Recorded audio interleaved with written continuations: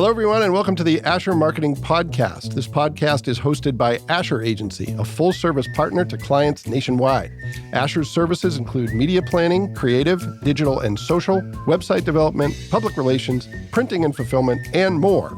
Anything you need to connect with your prospects and tell your story. To learn more, visit asheragency.com or contact us at hello@asheragency.com. My guest is Eileen Alberding. Eileen, how you doing? Good. How are you? I'm doing great. Thank you for coming back to see us again. Yes, thanks for inviting me. So you've had a lot of changes since we last spoke. I have. And we're going to talk about all that. So let me bring everyone, including myself, up to speed. Okay. So the last time we talked, you were working for All Better Together, yes, California-based company. Yep. And you were working here remotely for the most part. Yeah. Then, shortly after that episode aired, you went to work for Northeast Indiana Regional Partnership. Yep. And now you're working for a company called Plug and Play. Did I have all that right? Yes. Okay, so tell me a little bit. I want to hear more about how all that happened. But to kick us off, tell us a little bit about Plug and Play. Yes. What is that entity and what's your role with Plug and Play? So Plug and Play is headquartered out in Silicon Valley in California. Yep. And basically, it is trying to create innovation and entrepreneurial ecosystems around the world. Okay. So what that means, those big buzzwords that we all use, I knew what that meant. Yeah. Is we are accelerator programs for startups in industry-specific areas. Okay. We are a venture capital firm that invests in startups. Yep. And then also we work in corporate innovation, so bringing together corporate needs with startup solutions and kind of, helping there be some collisions and connections there that might not have existed otherwise. So that's kind of Plug and Play corporate. Here in Indiana, we just launched our first location in Warsaw, Indiana, the orthopedic capital of the world. Okay.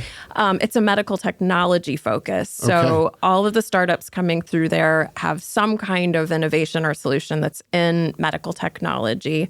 Our site is working with Zimmer Biomet as our anchor partner, Paragon Medical, and Orthopediatrics. So in my role, I'm the program manager. So I'm getting to work directly with the startups who are coming to us from all around the world. Yep.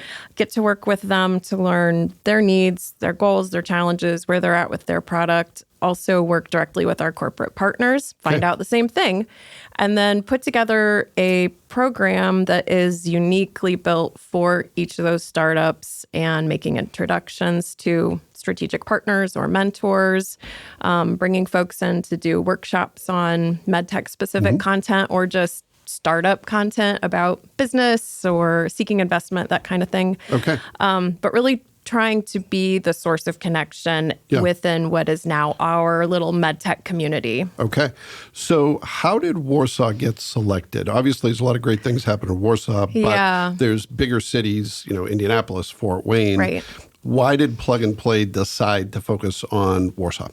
So this is kind of how the Northeast Indiana Regional Partnership plays into this career path for me. Okay, all right. So when I was on the business development team still at NEI, our team was working on attracting Plug and Play to Northeast Indiana. Okay. So Brandon Knoll, who was formerly with NEI and now the director of Plug and Play Indiana, he became acquainted with Plug and Play at a trade show or conference and was hearing them talk about their kind of strategic growth initiative to grow in the United States. And, we're looking at secondary markets. And Brandon approached the speaker about, hey, you really need to come and look at Northeast Indiana. And they're like, no, thanks. We're looking at like Austin, but thanks. Yeah. And he's like, no, give me 5 minutes to tell you about Northeast Indiana, Fort Wayne, Warsaw, and just give me 5 minutes. Yeah. And so from there was enough interest in, all that we've got going on here in terms of corporations that are headquartered here, the business environment that's here, state level individuals. Governor Holcomb was so instrumental in, voicing support for this project. Yeah. So the Plug and Play team came to Indiana a couple of times to visit. And so how we get to Warsaw then is, with that being the orthopedic capital of the world, Zimmer Biomet is headquartered there. And there's a hugely robust industry that's built up around that, both in medical device and... So that would be suppliers and other related companies. Suppliers, packaging, the whole start to finish. So kind of a perfect timing for this conversation to take place because, the community in Warsaw and Kosciuszko County, they want that industry to remain really robust and rich. For sure. And so always looking for opportunities to kind of grow. We're not just knees and hips, although that's an important part of what's going on there. Yeah. But growing into more of the medical technology side of it so that this can be a really diverse economy within orthopedics in Warsaw. Okay. So is your role focused fully on Indiana, or are you working with communities around the country? So my role is largely Indiana. My startups are coming from all around the world. So I have that kind of exposure beyond Indiana. Sure. But what I'm really excited about beyond what we're doing in Warsaw is we are Plug and Play Indiana. So our team of 3 right now is working toward another 3 or 4 locations in the state that we will be in other industries that make sense based on proximity. Yeah, and you probably can't talk about what those are. No. So, all right, I won't ask them. Okay, yeah. So it's exciting, to be here at the beginning of this thing. And I feel really fortunate that when I was at NEI, I could learn about Plug and Play and how it can positively benefit the state, the community from an economic development standpoint, and all the positives that could come from this. And so now, in my new role, I'm getting to be actively part of that, and I feel like the impact I'm going to be able to have on Indiana is really, really potentially so significant. Yeah, for sure. So I'd like to hear a little bit about for you personally, because back when you were last on the podcast, in my mind, and I'm sure the mind of others, it was like, okay, Eileen is a nonprofit person. She's worked in nonprofit. She knows a lot about the nonprofit world. And now it's like, wait a minute, she's becoming this entrepreneurship, innovation, startup person. How do you explain that journey, if you will? Yeah. I think that really Eileen is a people person. Yeah. And I know we talked about that a lot on the podcast. I said this before we hit record, but it took quite an effort to get you into this room because you said hi to about 19 people at Asher that you know from different walks of life. Yes. So, So, if I think about Eileen as a relationship person, that really is what my career has been about. So in my role right now, it is so rewarding for me because I'm directly working with one founder of one company and hearing about, what's driving them, what problems have they encountered, what are they excited about, and how I can be a help and a support to them and then go make those things happen for them. So I'm never going to be a founder. I don't have that personality. I'm so glad that there are people that are that. We need them. Yeah. But, for me to be able to be a source of support and help to somebody, that really, really rewards me. So I feel like it's less about, Eileen moved from nonprofits to now she's like, in the tech industry or something? But it's more like Eileen's just finding where she is meant to be right now when it comes to relationships and managing those. Okay. And how did you get connected to the Plug and Play folks? How did it turn out that you ended up working for this entity that isn't based here? Yeah. So, when they launched and it was officially happening, which was January of this year, I knew that there was going to be this program manager role that would come along the lines eventually. And, just something that really, it felt like it spoke to all the things that are my things, a nice balance of taking care of people, getting to know what they need, and then also some organizational stuff underneath of it. And it just felt like, again, like I said, the impact that I can have on Indiana, on Northeast Indiana through this role, I feel was something I just had to explore. So how much, if at all, are you working on marketing stuff, communication stuff? Is that a big piece of the role, or do you have other people who handle that for you? A little bit of both. So luckily, because we are part of this larger corporate structure, I mean, we've got, I think, 800 employees around the world. There is a significant, marketing team that's there to support us with assets. But also, as with any, we ourselves are kind of a startup. So we're kind of building a lot of community relationships in Warsaw, Northeast Indiana, and the state. And so along with that does come a fair amount of communications work, so to speak, and some marketing work. But I think mostly it's just kind of trying to keep people aware of what we're doing, especially when it's something new. I think it can be hard.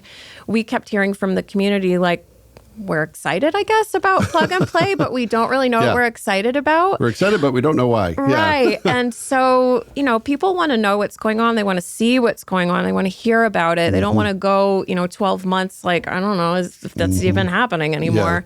So I think for us, this is like the most long-winded answer to your question, but I'm trying, and the rest of my team, we're all trying to be active on our LinkedIn and have community events that are kind of a nice way to just share what we're doing and just keepeping in touch. Yeah, well, I think you're doing a good job of that, because it definitely got my attention. I was like, everybody's sick of me. This is no, that's actually that is a good position to have when people are, when they've heard enough of you, then they've heard enough of you. So that's good.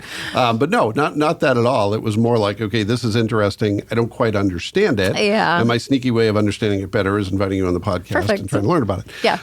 So tell me, as you look ahead, I know there are proprietary things you can't share, but what are some of the things you're going to be focused on in the next 6 to 12 months? In the next 6 to 12 months, most immediate is my second cohort of startups are going to be starting their program in the next couple of weeks. So, that's my most front of mind thing, is getting everything prepared for them. And let me tell you what almost a luxury it feels like to be able to plan ahead for that. For sure. We just started in March with our first group. And so it was very, we did have an airplane we were flying in, but we were kind of like building the seats while we were in it, I guess, so to speak. It was fully operational. It was fully operational. It was safe, but it wasn't real comfortable. Right, there we go, Okay. So that's my most immediate thing. But really, growth-wise in Indiana, I mean, in the next 6 to 12 months, we ought to have another couple locations that have launched, what will come along with that is, some significant launch events for each one, community building, because we'll be new in those communities, having accelerator programs, build up a program, get some startups in there in those industries. So kind of the work that we've been doing the last 6 months, we don't want to lose that momentum in Warsaw. So continuing to grow and learn from that, but then also kind of take those lessons learned and those processes and implement in other communities in the state. So is Indiana, in comparison to other states, is it ahead of the curve in that Plug and Play is making inroads here and has plans, or are other states ahead of Indiana? I would assume that California, well established. Where is Indiana on the continuum? Is it one of the first states where this is rolling out, or is it one of the latter states? It's very interesting, because for a long time, Plug and Play's strategy was to keep its North America presence pretty much just in Silicon Valley. Okay. They would grow around the world, but they didn't want to cannibalize their programs. So it's only been in recent years that they've started to have these satellite locations throughout the United States.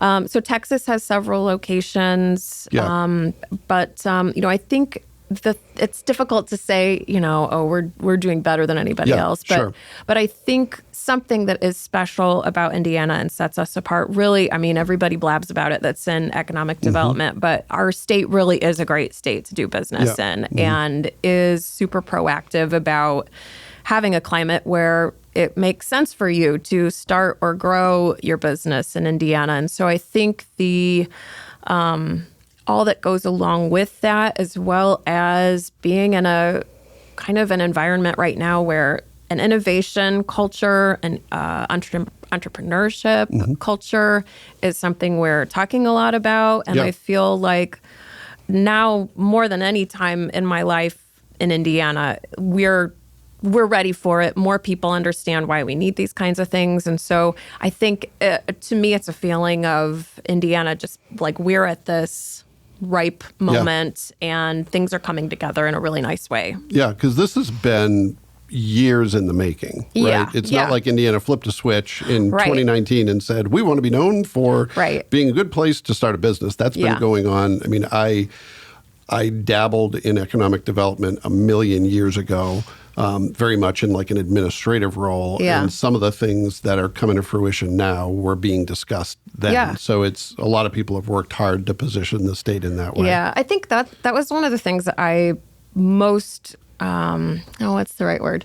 We'll say enjoyed in my role at NEI. I mean, I think all that goes into economic development, you don't really know until you have a reason to know it. And that very thing, things that like, we don't realize how many people and organizations and entities it takes for any one business to come together and show up on Main Street. And that it's months and years of work before we can have one of those things. And it's remarkable. Yeah, really. well, and there was a time when it was happening in Indianapolis, but it didn't feel like it was happening here. And now with, the investments that Plug and Play is making in Warsaw, you've seen Google in Fort Wayne, and there's a million other examples. It's like, this does directly affect all parts of the state. Yeah. So, So this has been for you kind of a reinvention. Is that fair to say? Does it feel like that for you personally? I don't think so. Okay. All right. Well, from the outside, from the outside, if you want it to look like a reinvention, you could say that. Oh, no. I think it just feels like it's me. I'm just, what is that thing? I'm becoming. That's what it is. Okay. I'm becoming. Okay. I don't know. I think it's probably as I'm getting older, but not old. As I'm getting older, maybe being better at identifying and claiming what my strengths are and leaning into those and finding roles where I can do that. Yeah. Maybe. Well, that's great. Yeah. Well, that's a great position to be in. We'll say that's what it is. Okay. All right. Well, now it's on the record, so it must be true. Right. Yeah. Right. Well, thanks for doing this. This was fun to catch up. Yeah, thanks for having me. Thank you for listening to the Asher Marketing Podcast. The Asher Marketing Podcast is a production of Asher Agency, a full-service agency for franchises and co-ops, colleges and universities, financial service companies, healthcare organizations, and government agencies. We'll be back next time with another great guest, and we hope you'll join us then.